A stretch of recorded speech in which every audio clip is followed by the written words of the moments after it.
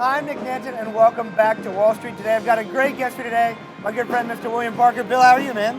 Great, how are you doing? Good, so we're in Times Square. We got the military band playing behind us. It's a party all day long. It's a good day. Exactly. So, hey, Bill, so let's talk a little bit about what you do. You a family-owned firm for years. Tell our audience what you do for people. Well, we manage money. We're pretty unique. My uncle started the business in '62, and it's been a family business ever since then. My son, who's here today, will be the next generation. We're a little bit different. We manage stock portfolios as opposed to mutual fund portfolios, and that's very different than what you'll find in the industry today. Everybody goes to mutual funds. We think it's a lazy way to do it for a couple reasons. Mutual funds underperform the S&P 500 almost 85% of the time. Wow. So with the stock, you get to look at it every 3 months. The CEO, the CFO have to come out and tell you about the bottom line of the business, whether they made money, whether they lost money, they guide up or they guide down. So we think there's a lot more transparency to stocks than our mutual funds. And if you look at all of the investment programs that are out there today, like CNBC, there's not one program that has a mutual fund program on. It's all about stocks. That's good advice. Now, I know you said your uncle started the firm. Tell me this, what was that defining moment when you decided, I'm getting in the family business, I want to manage money? That's a great question. There were two moments. One is my uncle said, you have to come to work for me, first of all, because I was captain of the candy drive all the way through grade school. So he knew you could sell. Yeah, exactly. He knew I could sell. So he said, you have to come to work for me. So that was defining.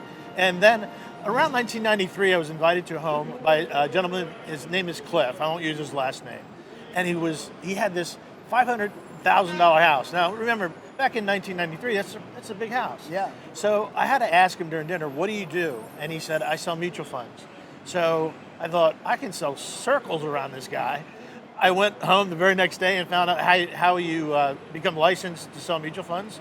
I got licensed within a few months and went on then to get my Series 7 for stocks, and then became a registered investment advisor, and that's where I am today. I love it. And now, so some people learn how to sell stocks or mutual funds, and they sell them for their own good.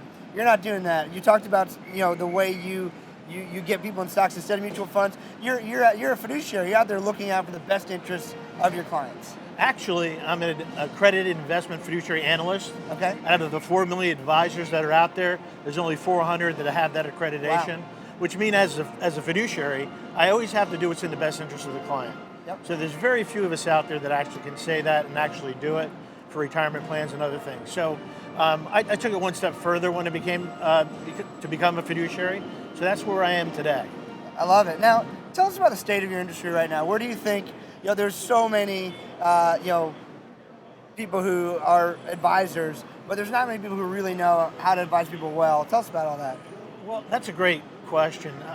I think that when it comes to investment advice, it's the individual that you're talking to in building a plan around their risk tolerance and understanding how much pain they can take when the market goes down, because people hate losing money more than they like making money.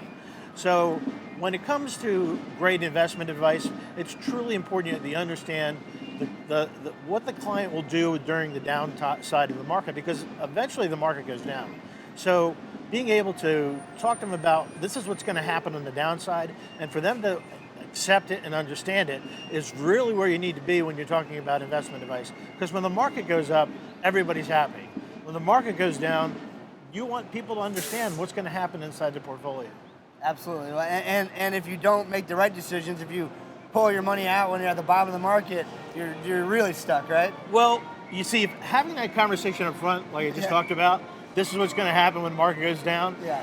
It leads to the conversation to say, hey, remember, we had this conversation 2 years ago. Right. This was going to happen, and here's how we're going to react to it. Right. So it's important to have that conversation up front, because eventually, when the market goes down, you have to remind them of that conversation that took place 3 weeks ago or 2 years ago, whatever it may be.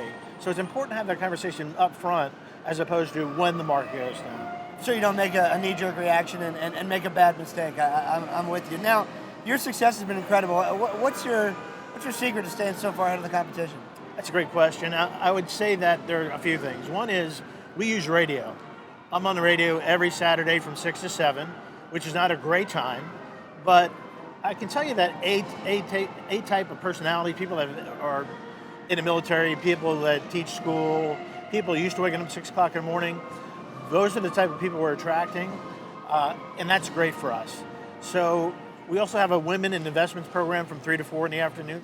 So from that point, we're looking at different parts of the industry. I can't say that radio is the best for everybody. It depends on your marketplace. It's kind of like what they do in Alaska when they drill for gold. They probe in a lot of different areas and they find out where the gold might be. I would say that to an advisor, they have to find out what fits them, whether it's print, whether it's radio, whether it's TV. For us, it happens to be radio. Love it. And you're reaching hardworking men and women across the country, right? I mean, that's your thing. Yeah, sometimes people come through the door with 100,000. Sometimes they come through the door with 10 million. So right. You never know what's going to happen. That's exciting. I love it. Now, I like to ask people with a lot of experience this one question, and it's this: if you could travel back in time to the first day you put your suit on and suited up and went out to be in this business, what would you tell that version of yourself?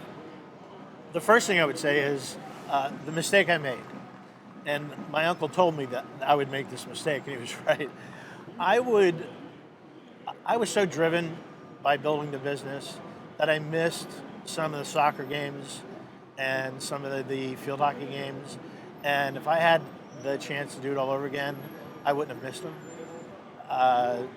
My kids are still teenagers, so I can kind of catch up a little bit. But when they were younger, I missed them. So I would tell people looking back today that even though it might be a great appointment, it's not worth missing that. And that takes a lot of humility for me to say that, because it admits that I could have done something differently. I would also say that listening to the clients are more important than talking to the clients. And a lot of times we want to talk and we don't want to listen. And most often when we meet a couple, we spend 85% of our time talking to the husband and only 15% of our time talking to the wife, when the wife makes the decision 90% of the time. So I would say that talking to the wife and the husband in an equal fashion allows her to get in the car when they go home and say, you know what, I like this individual. And in this industry, we spend a lot of time talking to men and not a lot of time talking to women. And ultimately, women outlive men, so it's ultimately you're going to be dealing with their money. So I think it's important, looking back now, as an entrepreneur that's been in the industry, I think talking to her is just as important. I also want to make another point. Being successful is one thing, but being great is another. And the difference is that being great means that you actually go back and you help somebody become successful. And that's what makes you great. Success doesn't make you great. What makes you great is finding somebody and making them successful. So I'd find somebody in the industry or somebody that works for you and make that person great. Give them the empowerment to have a successful life. To me, that's what makes you successful. I love it. And normally I would end the interview and move on, but I got to ask you, because I got you here.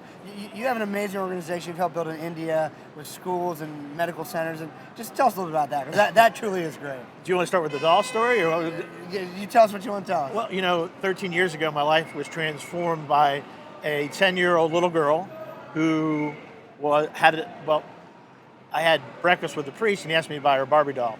So I bought her a Barbie doll, and about a year and a half later, he brings me a picture, and she still has his Barbie doll in the box. And I said, Father, why didn't you bring me a more recent picture? And he said, Bill, this was taken 2 weeks ago. And I said, it can't be. She would have taken the Barbie doll out of the box. She would have played with it. And then he went on to explain to me, she had no pillow. She had sleeping on a dirt floor, and it was the only possession she had. So she wasn't going to take it out of the Barbie doll. So I went home that night. I couldn't sleep. So I went back to him and I said, okay, how do we transform this village? Tell me a little bit about it. And what I found out about India is that there's 5 caste systems, and the lowest caste is the Dalits, and that means untouchable. And there are over 300 million Dalits in India. Every 20 minutes, one is raped, murdered, or tortured. And there's a couple things they needed: the access education, medical care, clean sanitation, and just access to employment. So we started off with starting an orphanage with 10 kids, and that was the beginning. And then it grew to 25, and then it grew to 100. We then built a sanitation system, because they walked 2 miles for clean water. So we had showers and toilets and places they could wash up. We went on to then, from 1 village to 35 villages that we currently serve right now. We treat about 10,000 Dalits. We have 6 clinics, 10,000 Dalits every 3 months. We at the beginning of the year, we thought we were going to have 600 kids approximately. I just got the report yesterday. We're going to have 800 children that will receive education, that will receive medical care, that will receive, if they don't have shelter, they'll get shelter.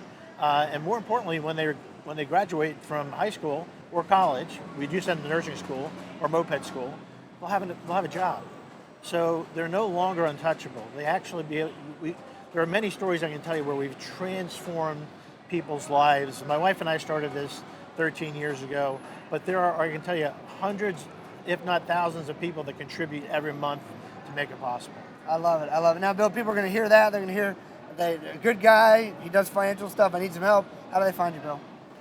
I want to say something. First of all, I forgot to say I'm married to the love of my life, Deborah. I have 5 kids. 3 of my kids are autistic. You can reach us at inspireToRetire.com and set an appointment. Just reach out to us. Tell us what your financial situation is. We're licensed in about, I think, 17 states. The other part is, if you're interested in helping the Dalits of India, our website is dalitsolidarity.org. And you can find more about the organization and what it does for people in India. Thanks for all you do, Bill. Great man. I thank appreciate you. it. We'll be right back here on Wall Street Today.